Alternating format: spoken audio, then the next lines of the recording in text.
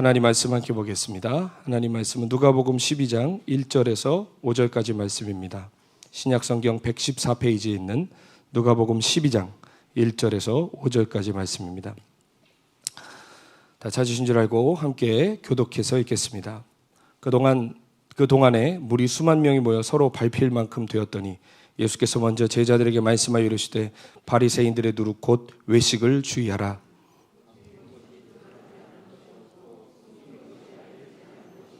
이러므로 너희가 어두운 데서 말한 모든 것이 광명한 데서 들리고 너희가 골방에서 귀에 대고 말한 것이 지붕 위에서 전파되리라.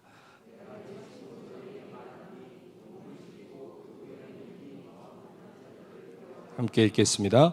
마땅히 두려워할 자를 내가 너희에게 보이리니 곧 죽인 후에 또한 지옥에 던져넣는 권세 있는 그를 두려워하라. 내가 참으로 너희에게 이르노니 그를 두려워하라. 아멘. 할렐루야. 사람을 두려워하지 않는 삶이라는 제목으로 하나님의 말씀 나누겠습니다.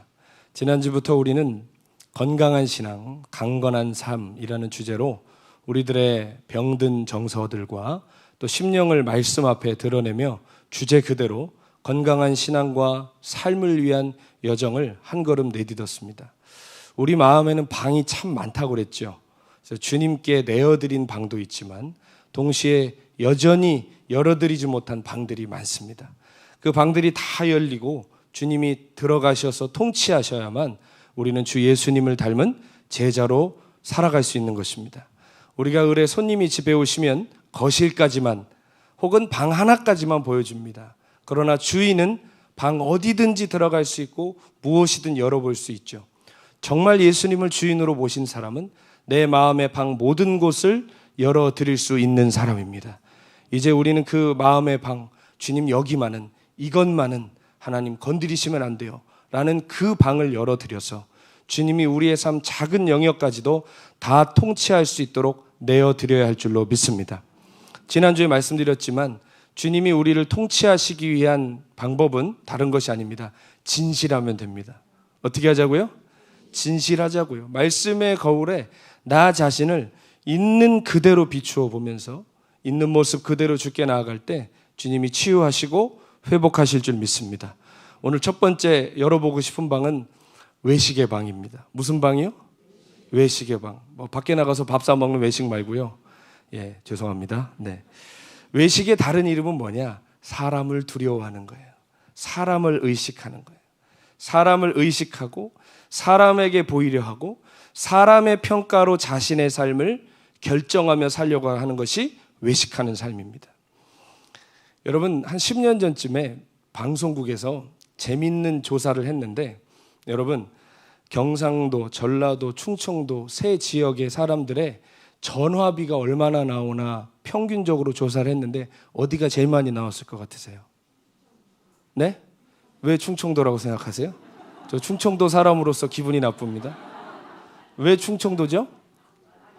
말이 느리기도 한데요. 실제로 충청도가요, 다른 도보다 60% 이상 전화비가 많이 나오더랍니다. 알고 봤더니 말이 느릴 뿐만 아니라 충청도 사람들은 본론을 나중에 얘기를 해요. 본심을 나중에 얘기하기 때문에 전화가 길어지더라는 겁니다. 실제로 실험을 했어요. 개가 죽었어요. 이게 설정입니다. 개가 죽었다는 것을 소식을 알리는데 경상도 사람들은 화끈합니다. 우리 집 개가 죽었습니다. 이렇게 하면서 어떻게 할 거냐고 물어보니까 어떻게 봐도 묻어야지. 제가 사투리를 잘 못해서 죄송합니다. 충청도 사투리는 이따 구수하게 해드릴게요. 아주 경상도가 제일 짧아요. 그 다음에 전라도도 얘기했더니 전라도도 길게 얘기 안 하더라고요. 우리 개가 죽었는데 이거 어쩌다 죽었는데 바로 묻어야 되겠어 라고 얘기하는데 충청도 사람은 전화를 하면 어떻게 하냐면 아이고 사돈 어른 잘 계시죠? 누구는 어떻게 대학은 어떻게 됐어요? 하면서 여기 저기 소식들 다 물어보다가 한 15분 있다가 아이고 근데 우리 집 개가 죽었시오 이렇게 하더라는 거예요. 그러니까 본론을 아주 나중에 얘기를 하니까 이게 길어집니다. 여러분 충청도 사람들 양반이 많다고 그러는데 양반이 많아서 진짜 양반이 많은 게 아니라 체면을 많이 차려서 그런 말이 나온 것 같아요. 여러분, 그런데 그거를 보면서 참 재밌기도 하면서 어쩌면 우리의 신앙 같냐라는 생각을 해봤습니다. 여러분, 우리는 본래 우리의 마음을 숨기면서 살고자 하는 습성이 있습니다. 진정한 나는 저 뒤로 밀어놓고 가면 쓴 나를 앞세우며 살아갈 때가 굉장히 많아요. 여러분, 아담과 하와가 에덴에서 범죄한 후에 가장 먼저 느꼈던 정서적인 현상이 뭐죠? 네, 수치입니다. 두려움이에요, 두려움. 하나님이 아담을 부르시고 찾으십니다. 너 왜 여기 숨어 있느냐라고 물어보니까 두려워서 숨었대요. 근데 왜 두려웠다 그러죠? 벗었으므로 두려워 숨었다. 누가 볼까봐 두렵고 부끄러웠다는 말이에요. 그러면 여러분, 선악과 먹기 전에는요, 똑같이 벗고 있는 모습이었지만 그들에게는 두려움이 없었습니다. 왜일까요? 누구를 의식하며 살고 있었기 때문에? 하나님만 의식하며 살고 있었기 때문입니다. 그런데 죄가 들어오니까 어떻게 돼요? 하나님을 의식하는 눈은 멀어버리고 주변의 것들을 의식하는 눈이 떠지기 시작하는 거예요. 그러니까 부끄러워지기 시작하고 그것에 따라 두려워지기 시작했던 것입니다. 가인이 동생을 쳐 죽였습니다. 하나님이 그것을 발각시키시고 가인을 책망했을 때 가인은 하나님을 두려워하던가요? 사람을 두려워하던가요? 사람을 두려워했어요. 하나님 앞에서는 내가 어디 동생 지키는 자냐고 뻔뻔하게 대들다가 자기 죄가 드러나니까 뭐라 그러죠? 사람들이 나를 알아보고 해하면 어쩌냐고. 사람들을 두려워하더라는 거예요. 진짜 두려우신 주님이 계신데도 주님께는 뻔뻔하고 사람을 두려워하더라는 것이죠. 여러분, 우리는 어쩔 수 없는 아담의 자손들이고 가인의 후예들입니다. 우리 DNA에도 하나님은 작게 보이고 사람은 크게 보이는 인자들이 숨어 있습니다. 그래서 우리 안에도 근본적으로 하나님보다 누구를 더 두려워해요? 사람을 더 두려워하고 사람을 더 의식합니다. 하나님이 보시는 건 괜찮아도 사람이 볼까봐 체면을 차리고 외식합니다. 그리고 사람을 두려워하는 것은 곧 우리에게 사람에게 보이려고 행동하는 것으로 열매를 맺기 시작해요. 멀리 갈 필요도 없이 우리의 삶을 보십시오. 우리의 삶을 이끌어가는 인자들을 보면 나에게서부터 나온 것이 아니라 남을 의식해서 움직이는 것들이 대부분입니다.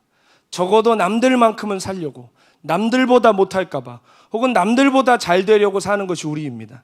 우리의 삶의 기준이 나예요, 남이에요? 남인 거죠. 남을 의식하고 남을 바라보고 남을 따라가는 것이 우리의 삶이라는 것입니다. 남의 아들 피아노 학원 다닌다 그러면 우리 애도 다녀야 될 것 같고, 남의 딸이 태권도 갔다 그러면 우리 딸도 가야 될 것 같고, 뒤처질까, 모자랄까, 부족할까 늘 남들과 비교하면서 열등감에 빠지고 때로는 우월감에 빠져 살지 않습니까? 차를 사도 요즘은 승차감 보고 안 산다고 그러죠? 하차감 보고 산대지 않습니까? 탁 내릴 때 사람들이 쳐다봐주는 하차감 보고 차를 산대요. 그러니까 여러분, 우리의 삶에 작은 소비 패턴 하나도 내가 아니라 남이 기준이 되는 거예요. 우리가 심지어는 아이들에게도 어렸을 때부터 뭘 가르치죠? 너 남들 앞에서 이러지 마. 사람들 앞에서 창피하게 너 왜 이래? 여러분, 그런 말 하세요, 안 하세요? 네, 마스크를 하고 계시다고 피할 수가 없습니다. 너 이렇게 하면 엄마 욕먹는 거야. 너 이렇게 하면 아빠 욕먹는 거야. 하고 나서 자꾸 이 아이가 누구를 의식하게 만들어요? 사람을 의식해. 다른 사람을 자꾸 의식하게 만듭니다. 그러니까 우리 안에 수치심을 자꾸 자극시키는 거예요. 그러면 사람들 안에 있는 사람을 바라보고 있는 죄성이 더욱더 강화되는 것이죠. 또는 어떤 분들은 특정한 가정 환경 속에서 강하게 자라나야만 하는, 울면 안 되는, 약해서는 안 되는 그런 형편에 자라나신 분들도 계십니다. 그러니까 자기 자신을 강하게, 괜찮은 척, 문제없는 척 이렇게 세워가면서 남들 앞에서 부끄럽지 않게 살아가려고 한다는 것입니다. 결국 우리는 이런 뿌리 깊은 외식의 죄성을 가지고 있는 데다가 어릴 때부터 학습된 가정적 요인, 사회적 요인, 문화적 요인이 그 위에 더해져서 외식하는 삶을 너무나 자연스럽게 살아간다는 것입니다. 남을 의식하고 남들의 시선에 자신을 맞추는 삶, 그 삶은 결국 어떻게 될까요? 불행한 인생이지 않겠습니까? 이 삶이 어떻게 행복할 수 있겠습니까? 동시에 그 인생은 이 세대를 본받는 삶이 될 수밖에 없어요. 남들 하는 대로 혹은 남들이 요구하는 대로 살아야 하기 때문에 하나님의 뜻은 날마다 저만치 밀려나고 마는 것입니다. 문제는 이러한 생활 방식이 우리의 신앙생활에도 깊숙이 들어와 있다는 거예요. 성경에는 이거를 외식한다라고 말하는데, 외식한다는 건 다른 게 아니라고 그랬죠. 사람에게 보이려 한다는 거예요. 심지어는 신앙생활도 하나님이 아니라 누구에게요? 사람에게 보이기 위해서. 여러분, 오늘 우리의 예배, 우리의 기도, 우리의 사역, 우리의 봉사 안녕하십니까? 신앙의 이름으로 하는 우리 모든 행위들을 돌아보셔야 돼요. 과연 지금 내 이 가슴에 뜨거운 열정은 어떤 동기에서 나오는 것인가? 지금 내가 하는 헌신은 누구에게 인정받기 위해 하는 것인가? 여러분, 예수님은 마태복음 6장에서 바리새인들을 책망하시면서 그들의 기도와 금식과 구제할 때 남들에게 보이기 위해서 하는 것을 책망하시면서 너희는 절대 사람에게 보이기 위해 너의 의의를 행하지 않도록 주의하라고 말씀하셨습니다. 그러면서 뭐라고 말씀하셨죠? 그들은 자기 상을 이미 다 받았다.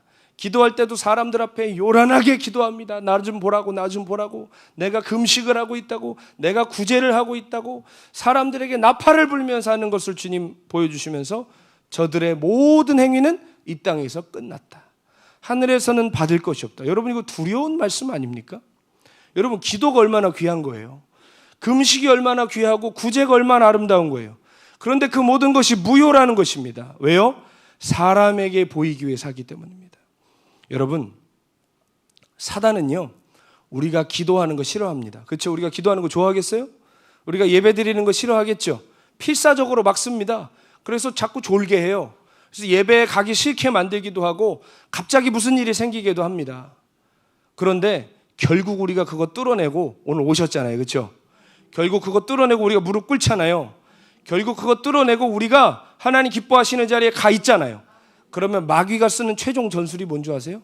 그거 뚫어내면 마귀가 최종으로 쓰는 마지막 전술이 외식하게 하는 거예요. 예배의 자리에도 왔어요. 기도하러도 왔어요. 그런데 사람에게 보이기 위해서 하게 하는 거예요. 사람을 의식하게 하는 거예요. 여러분, 외식은 마귀가 쓰는 최종 병기입니다. 이 외식이라는 건 아주 강력해서 우리를 멸망으로 끌어갈 때까지도 스스로 깨닫지 못하게 만듭니다. 여러분, 우리가 외식하는 삶을 결코 용인해서는 안 되는 이유가 뭐냐? 외식하는 자가 받을 형벌이 있기 때문입니다. 마태복음 24장 51절에 보면 생각하지 않은 날 알지 못하는 시각에 그 종의 주인이 이르러 어미 때리고 누가 받는 벌에? 외식하는 자가 받는 벌에 처하리니 거기서 슬피 울며 이를 갈리라. 여러분, 외식하는 자가 받는 형벌이 뭐래요?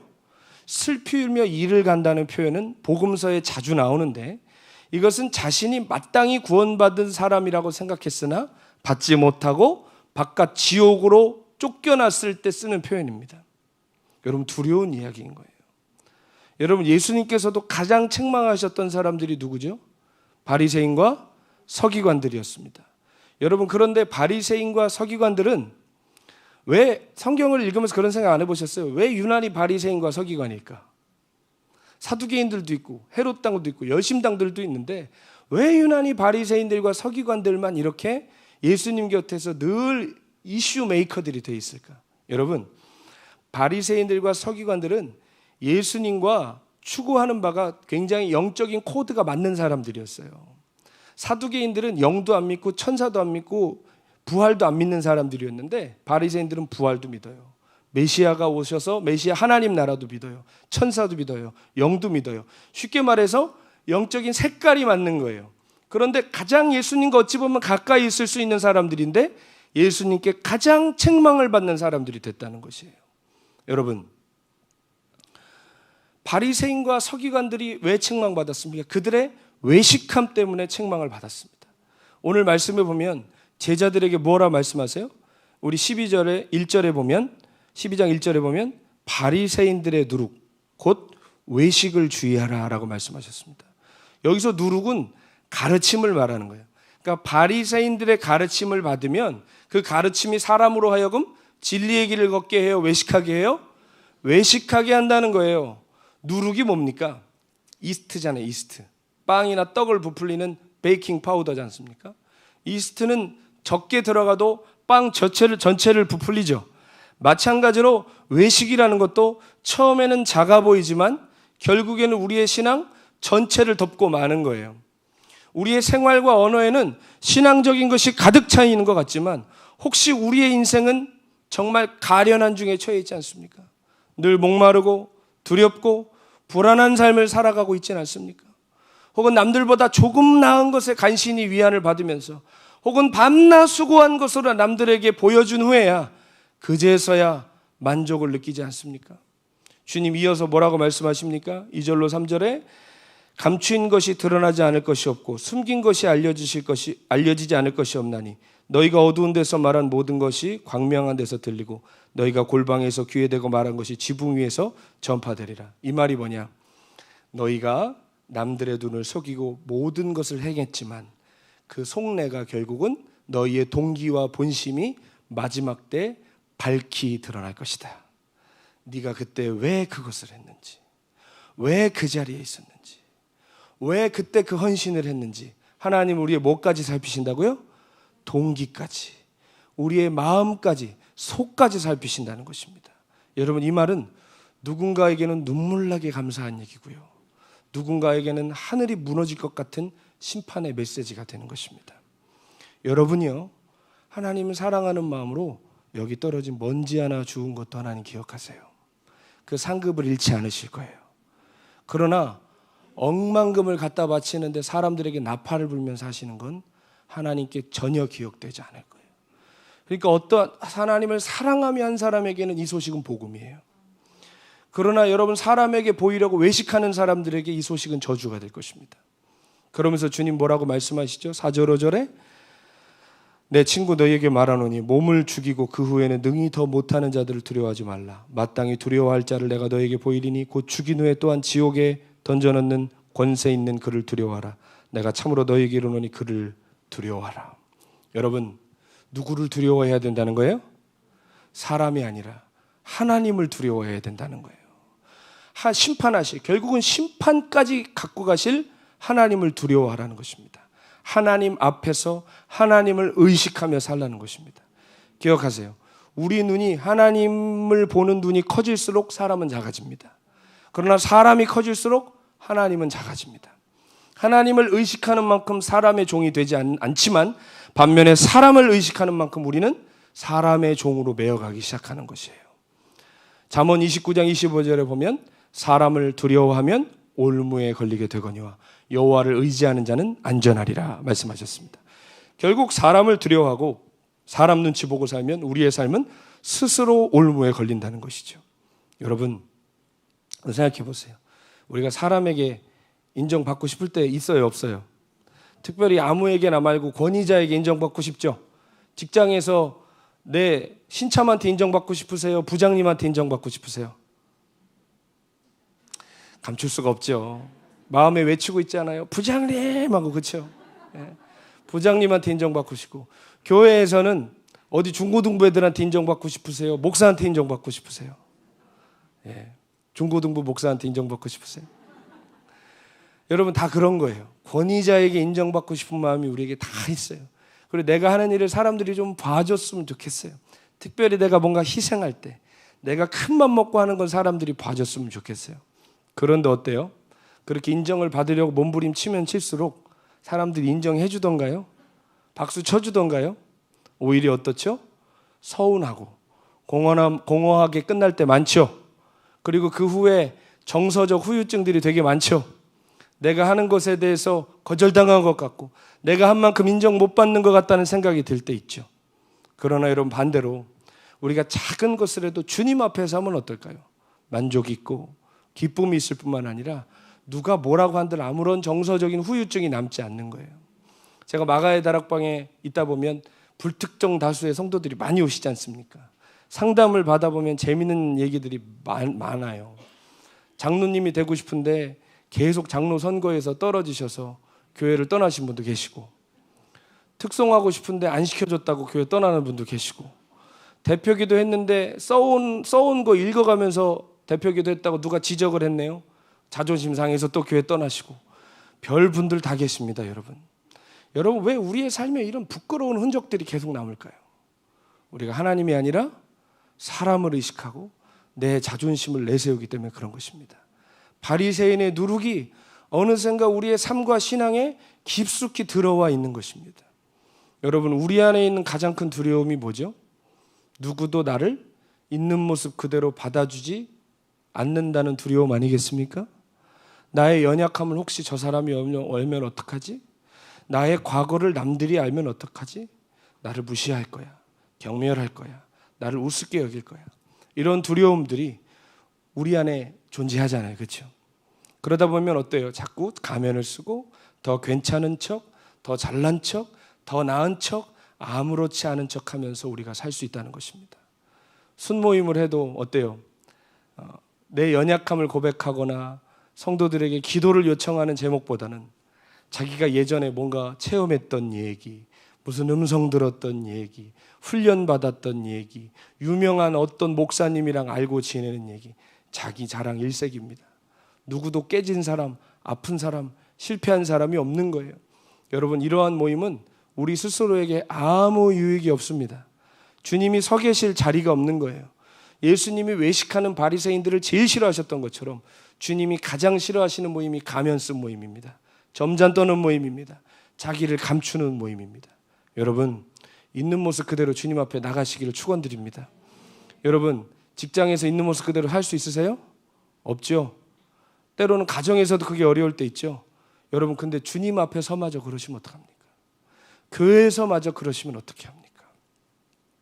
여러분, 있는 모습 그대로 주님의 사랑 가운데 나아가시기를 축원드립니다. 더는 외식하고 꾸미는 삶을 중단하셔도 돼요. 야곱은 이름이 뭐였어요? 간사한 자, 교활한 자, 그런 뜻이었는데 야곱의 이름을 바꿔주시죠. 이스라엘, 하나님과 겨루어 이긴 자다. 하나님의 이름을 부여해 주시고 또 사울을 바울 만들어 주시는 주님께서 여러분, 우리의 모든 수치와 거절을 은혜와 영광으로 바꿔주실 거예요. 여러분, 그걸 믿으세요? 여러분, 실은 우리가 교회 안에서 마음에 고민되는 것은 실은 영적인 이유보다는 정서적인 이유가 많아요. 상처받고 뭔가 저거 나에게 맞지 않는 것 같고 마음이 비틀어지고, 그런 연유로 우리가 대부분 교회에서 신앙의 위기를 겪고 교회를 떠나갑니다. 그러나 우리가 판단하는 것이 항상 맞나요? 내가 느끼는 감정이 맞는 건가요? 틀릴 때가 많습니다. 그런데 우리는 우리의 삶에 형성되어 온 그 감정의 틀, 이해의 틀에서 끊임없이 그 안에서밖에 생각하지 못해요. 주의 성령께서 우리의 정서를 변화시키지 않으시면 우리는 어디 가나 똑같은 삶을 살 수밖에 없는 것입니다. 여러분, 만약에 A라는 곳에서 B로 옮기면 괜찮아질까요? 제가 보니까요, A에서 고통받다가 B로 가잖아요. 제가 한국에서 되게 관계적으로 어려운 일을 겪으면서 정말 저 사람만 없으면 내 인생 진짜 행복하겠다 하는 게 저도 있었을까요? 없었을까요? 너무 이렇게 확신 있게 얘기하시면 목사가 창피하지만 저도 있었어요. 저 사람만 없으면 너무 좋겠다. 그런데 갑자기 제가 아프리카로 갔잖아요. 그 사람이 없으니까 너무 좋은 것 같은데 여러분, 놀라운 게 뭔지 아십니까? 똑같은 사람이 거기 있어요. 네. 똑같은 사람이 거기 있어요. 여러분, 피한다고 되는 일이 아니에요. 우리가 우리를 주님 앞에 내어드려야 끝나는 일이지 도망치고 피하고 떠난다고 끝나는 일이 아니라는 것입니다. 그러므로 우리는 우리의 있는 모습 그대로 하나님께 나아가서, 지난주에 뭐라고 말씀드렸죠? 우리의 병든 정서가 치유되는 방법은 단 하나밖에 없는데 하나님의 사랑의 깊이와 넓이와 높이를 깨달아야 된다고 그랬습니다. 하나님의 사랑을 깨달으면 우리 안에 있는 모든 거절감이 사라져요. 우리 안에 있는 모든 비교의식이 사라지고 하나님 앞에서 살아갈 수 있게 되는 것입니다. 예수님 뭐라고 말씀하셨어요? 수고하고 무거운 짐진 자들아, 다 내게로 와라. 내가 너희를 쉬게 하리라. 근데 여러분, 우리 짐은 지고 가는데 어때요? 계속 짐을 더 지고 가요. 그렇죠? 교회 올 때마다 짐을 더 지고 가. 왜요? 진실하지 못하니까. 그렇죠? 가면 쓰고 사니까 교회에 와도 짐을 더 지고 가는 거예요. 신앙생활이 기쁘지가 않는 거예요. 무거운 짐 지고 사는 것 같은 거예요. 여러분, 교회 오면 기쁘셔야죠. 와서 마음의 짐 내려놓고 가셔야죠. 예수님 만나고 가셔야죠. 그러려면 무엇보다 진실하셔야 됩니다. 여러분, 하나님께 고백하는 것도 굉장히 중요하지만 성도와 성도 간의 코이노니아 속에서 함께 고백하며 나누는 거 굉장히 능력 있는 겁니다. 그때 여러분, 우리가 고백할 때 그게 빛 가운데 드러나는 거예요. 그럼 마귀가 역사하지 못하는 거예요. 우리가 함께 서로 기도해 주잖아요. 그렇죠? 그럴 때 정말 하늘의 권능이 우리의 모든 모임과 삶 중에 임하는 줄로 믿습니다. 여러분, 그러므로 정말로 하나님과 사람 앞에 진실한 그러한 삶을 사시기를 예수 이름으로 축원드려요. 여러분, 하나님의 사랑을 있는 그대로 받아들일 수 있는 우리 믿음의 눈이 뜨여야 됩니다. 여러분, 하나님 우리에게 그 사랑을 나타내실 때 어떻게 보여주셨어요? 그 아들을 내어주셨잖아요. 여러분, 아들을 주셨다는 건 다 주셨다는 거예요. 더 이상 주실 게 없는 가장 소중한 것을 우리에게 주셨다는 거예요. 그것도 기꺼이 주신 것이에요. 여러분, 그 아들을 내어주신 사랑이 우리의 심령에 닿기를 축원드립니다. 하나님의 사랑으로 우리의 심령이 충만해지면 더 이상 우리는 사람을 만족시키려고 애쓰지 않습니다. 땅에 떨어진 지푸라기 하나를 주어도 하나님 앞에서 충만한 기쁨 속에 할 수 있게 됩니다. 더 이상 사람에게 사랑받으려고, 여러분, 사람에게 사랑받으려고 노력하는 사람은 동시에 누구에게도 사랑받으려고 노력할까요? 하나님께 사랑받으려고도 노력해요. 여러분, 표현이 죄송하지만 우리가 하나님 앞에 사랑을 구걸하며 살 때가 많습니다. 하나님, 나 좀 사랑해 주세요.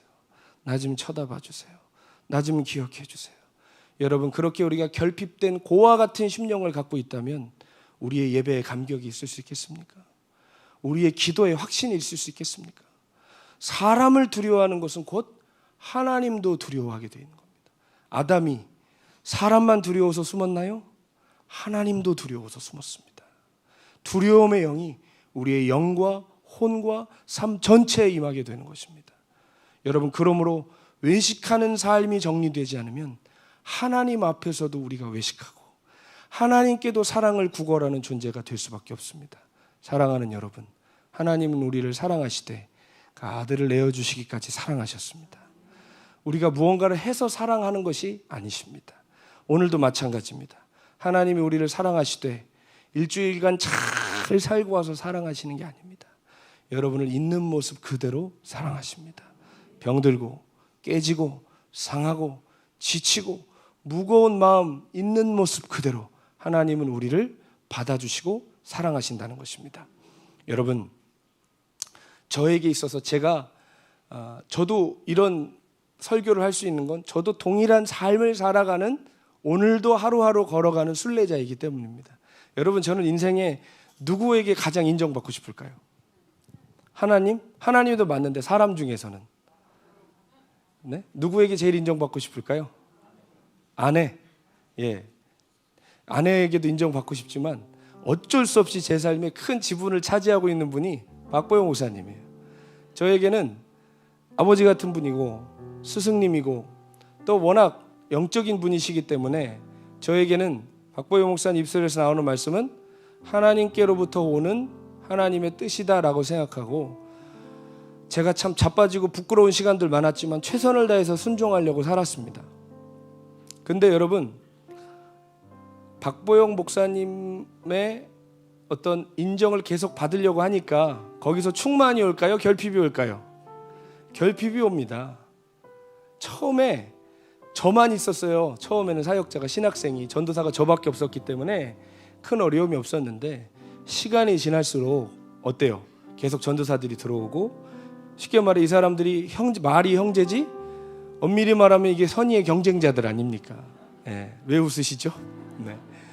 그러니까 내가 인정받아야 될 거를 저 친구가 받고, 내가 받아야 될 칭찬을 저 친구가 받고, 이런 일들이 생기는 거예요. 여러분, 이게 웃을 일이 아닌 게 우리의 삶에도 그런 거 있습니까? 없습니까? 충분히 있을 수 있거든요. 그러니까 어떻게 되냐면 주님의 길을 따라가는데 자꾸 다른 게 꼬이는 거예요. 순도가 떨어지는 거예요. 그러니까 어느 날부터는 주님의 길을 걸어가는 게 기쁘지가 않은 거예요. 왜? 경쟁해야 되니까. 그렇죠. 인정을 받아내야 되니까. 여러분, 저는 주특기가 설교하고 집회 다니는 거예요. 저는 20대 초반에 설교하고 집회 다니는 이걸 20대 초반부터 하나님께서 보내주셨는데, 이거 하라면 자신 있는데 이상하게 박보영 목사님 일부러 그러셨던 것 같아요. 막 능력이 나타나고 이런 하나님 은사가 나타나고 하니까 그거를 절대로 교만하지 못하게 하시려고 그러셨겠지만, 제가 그렇게 하고 다니는 것에 대해서는 이런 반구하시지 않는데 항상 칭찬하시는 거냐면, 야, 누가 오늘 노숙자 신발 벗어주고 왔대더라. 야, 누가 오늘 노숙자 잠바 벗어주고 왔대더라. 야, 오늘 누가 이랬대더라. 그러면 마음에 서운한 거예요. 내가 놀다 왔나? 내가 나 하고 싶은 거 하고 왔나? 서운한 거예요. 근데 여러분, 저는 주특기라는 말을 쓴 게 뭐냐면, 저는 근데 그런데 또 둔해요. 뭔가를 도와줘야 될 때고 도와줘야지 하는데 남이 벌써 다 했어요. 둔해가지고. 여러분 그런 사람 있습니다. 그렇죠? 제가 되게 둔해요. 그런 데는. 그러니까 어떻게 돼요? 재밌는 게 사택 안에서도 저뿐만 아니라 모두가 다 같은 마음인 거예요. 누가 신발 벗어줬다고 칭찬받으면 그 주에 신발 다 없어져요. 다 벗어주고 오는 거예요. 또 그 주에 누가 잠바 벗어주고 왔다. 잠바 다 없어져요. 그 주에. 재밌는 건 제 잠바가 어느 날 없어졌어요. 내 잠바 어디 갔냐 했더니 지금 케냐에 나가 있는 정태균 선교사가 자기가 노숙자 벗어주고 왔대요. 네가 왜 내 잠바를 벗어다 주냐? 아무튼 이런 웃지 못할 해프닝도 생기는 거예요. 사람에게 사랑받으려고 막 하니까 웃지 못할 해프닝이 우리 안에 일어나요. 다투지만 않았지. 여러분 교회 안에서 일어나는 다툼은 하나님 인식해서 오는 걸까요? 사람 눈치 보다 오는 걸까요? 다 사람에게 인정받으려 하다가 교회에서 다툼 나는 거예요. 저는 그거를 공동체 안에서 깊이 경험해 봤습니다. 근데 제 마음에 계속해서 서운함도 커져가고 제 안에서 인정받고자 하는데 그러지 못한 마음이 너무나 때로는 막 화가 나기도 했습니다. 나도 진짜 열심히 사는데 나는 왜 이렇게 인정해 주지 않나 라는데 여러분 아까 말씀드렸죠. 사람을 두려워하는 것은 결국 하나님을 두려워하는 영적인 왜곡이 일어나는데 실제로 그렇게 되더라고요. 영적인 권위자가 나를 인정해 주지 않는 것 같으니까 누가 나를 인정해 주지 않는 것 같아요? 하나님이 나를 인정해 주지 않는 것 같다는 슬픔이 몰려오더라고요.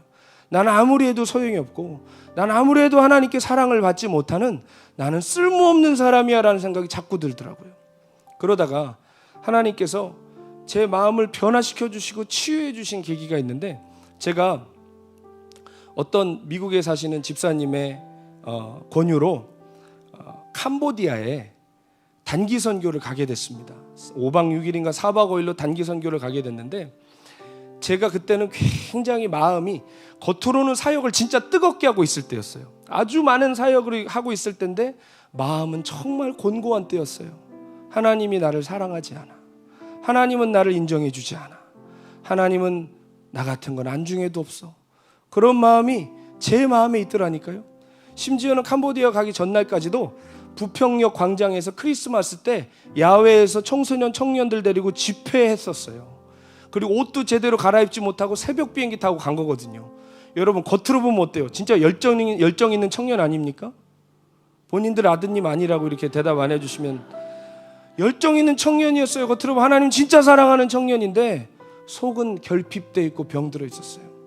그런데 여러분 하나님의 인도하심이 참 놀라운 게 제 주특기는 뭐라고 그랬어요? 앞에 나가서 이렇게 사역하라고 그러면 하는데 거기 나가서 하는 게 뭐냐면 3박 4일 동안 하루 종일 나가서 전도하는 거예요. 근데 전도의 여러분 핵심 내용이 뭐예요? 하나님이 우리를 사랑하신다는 거 아니에요? 그런데 가서 캄보디아 사람들한테 하나님이 우리를 사랑하신다는 메시지를 전하는데 말은 나오는데 가슴이 동의가 안 되는 거예요. 여러분 솔직히 말해보세요. 그럴 때 있어요 없어요? 예. 지난주만 해도 잘 대답을 안 하셨는데 있어요. 하나님이 당신을 사랑한다고 당신을 위해서 아들을 보내줬다고 얘기하는데 마음은 차갑기가 이를 데 없는 거예요. 그러면서 마음은 계속 하나님과 싸워요. 하나님 이러려고 여기 보내셨나요? 나 너무 괴롭습니다. 전도하고 있는 이 자체가 내게는 너무 괴롭습니다. 하나님 저를 좀 불쌍히 여겨주셔서 왜 여기 보내셨는지 깨닫게 하시든지 아니면 이거를 그만하게 하시든지 도와달라고 전도를 하면서 다녔지만 마음에는 하나님과 다투고 있었어요. 낮에는 전도하고 밤에는 광장에 사람들을 모아놓고 이제 전도 집회를 하는 게 그 행사였는데 저는 거기 그냥 팀으로 갔던 겁니다. 그렇게 3일 동안 거의 막 마음의 고통을 겪어가면서 그 전도를 했는데 마지막 날 밤에 일어난 일이었어요.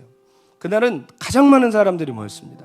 1000여 명 가까운 사람들이 광장에 모여서 찬양을 하는데 미국에서 오신 한인들이 앞에서 막 찬양을 하면서 하고 있었고 저는 중간쯤에 있는 나무 쪽에 서가지고 가득 이 차에 있는 사람들이 이렇게 보면서 찬양을 따라하고 있었습니다. 근데 갑자기 불이 번쩍번쩍 하더니 우 소리가 나면서 전기가 나간 거예요. 발전기가 나간 겁니다. 그러니까 나라가 전기의 공급이 수월하지 않으니까 발전기를 돌려서 야외 집회를 밤에 했는데 발전기가 나간 거예요. 그러니까 어떻게 되겠습니까? 지금 여기 있는 악기들도 다 전자악기죠. 전기가 나가면 소리가 아무것도 안 나는 거예요. 드럼도 전자드럼이었기 때문에 드럼 소리도 멈추고 집회가 일순간 중단되고 암흑천지가 됐습니다. 사람들은 술렁이기 시작하고 어떻게든 스태프들은 막 발전기를 고치려고 애를 쓰는데 고쳐지지가 않는 거예요. 이거 어떡하지?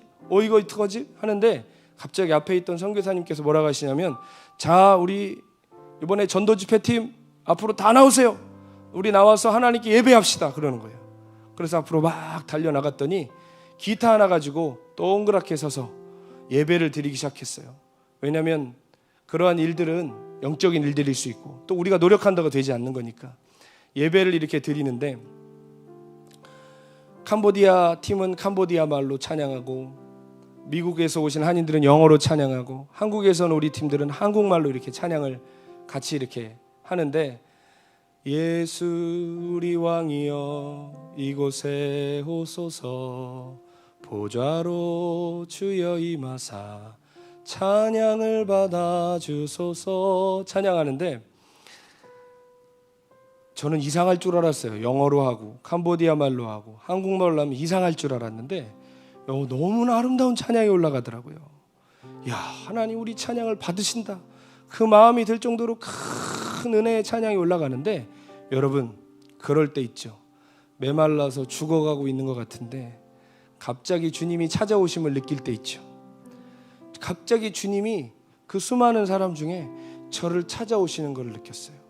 그래서 찬양 중에 하나님의 깊은 임재를 느끼고 막 줄줄줄줄 너무 기쁨 가운데 울기 시작했어요. 왜냐하면 너무 목말랐거든요. 너무 목말랐거든요. 저 그렇게 집회 다니는 사람이었는데 목마를 수 있더라고요. 저 그렇게 사람들 앞에 설교하는 사람인데 결핍 가운데 살 수 있더라고요.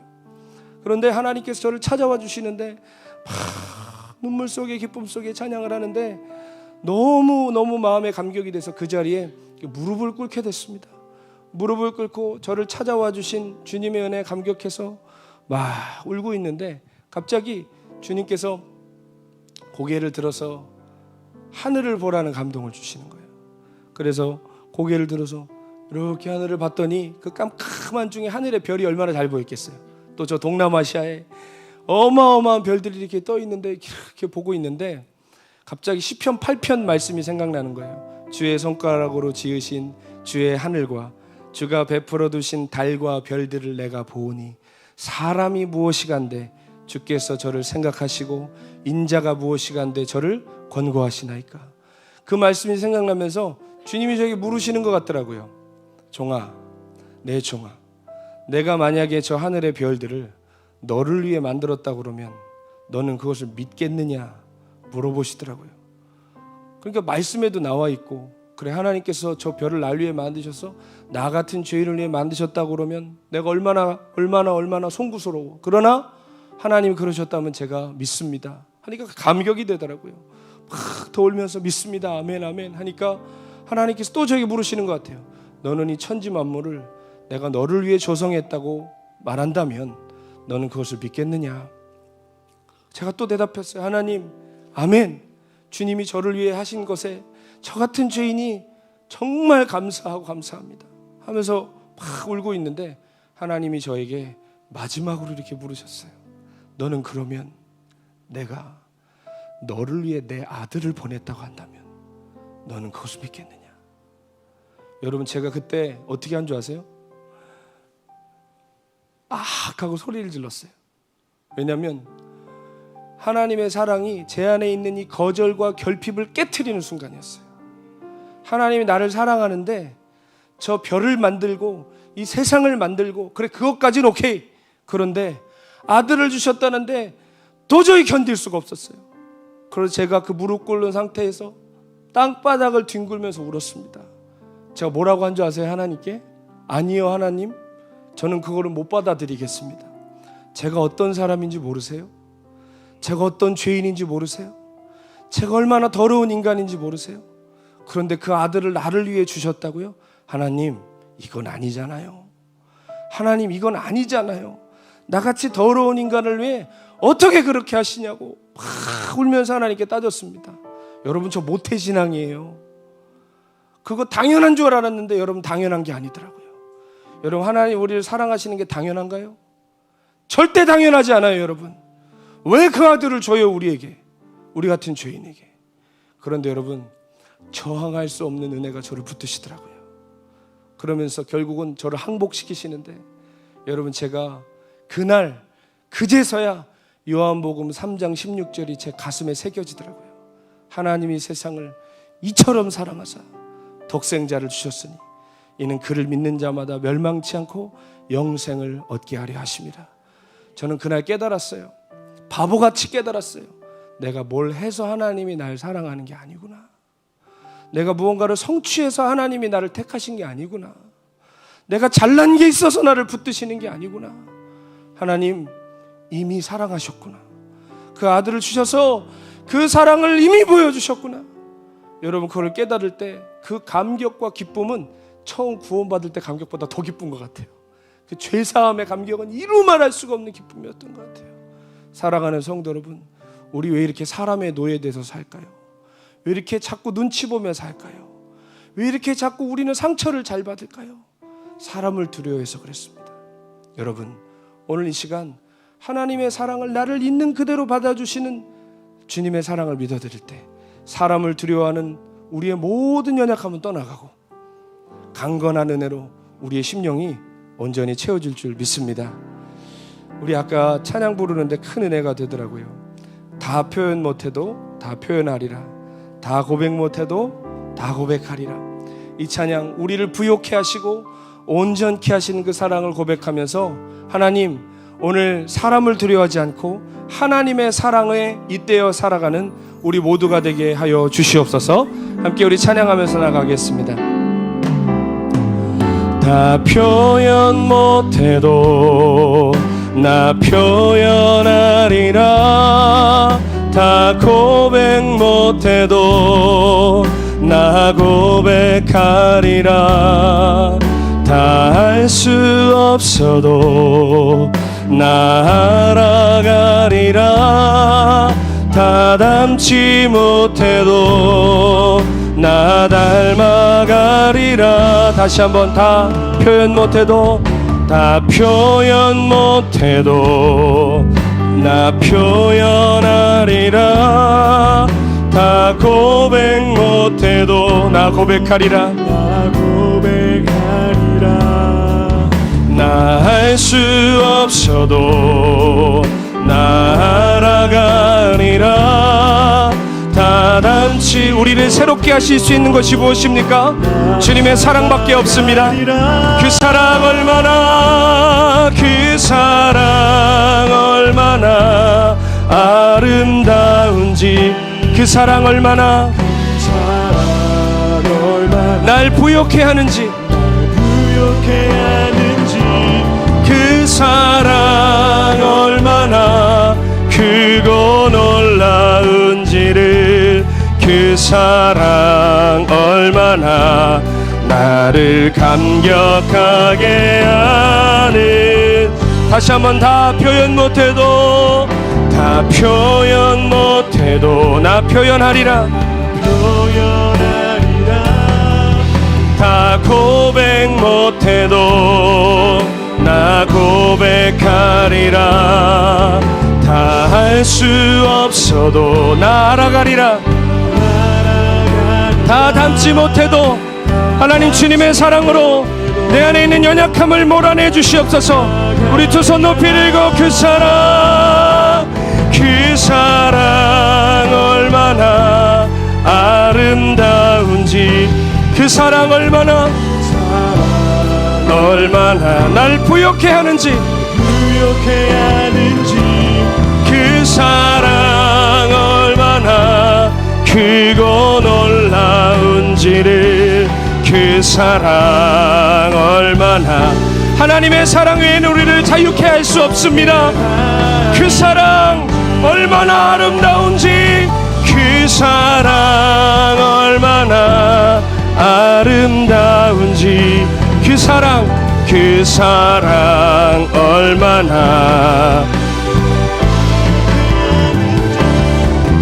그 사랑 얼마나 크고 놀라운지를, 그 사랑 얼마나 나를 감격하게 하는지.